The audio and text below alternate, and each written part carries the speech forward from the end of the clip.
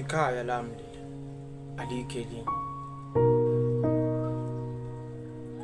Ukulinakekela nokulivusa kulele kumina ukuthi kanjani icebo lwezakha.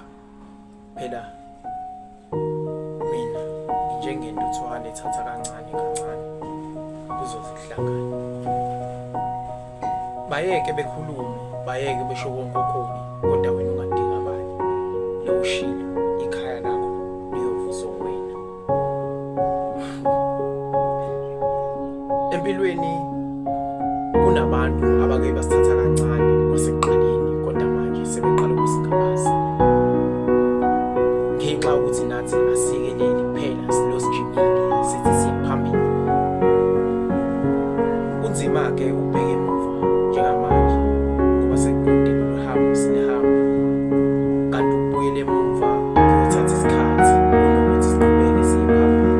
Ingakho njengamanje usasibona sivuka siwa sibaba noma sizwe ukuthi akusavuki, kodwa siyazidonsa sithi siyazama mina ngibelethe mina khona la ngifuna ukuya khona.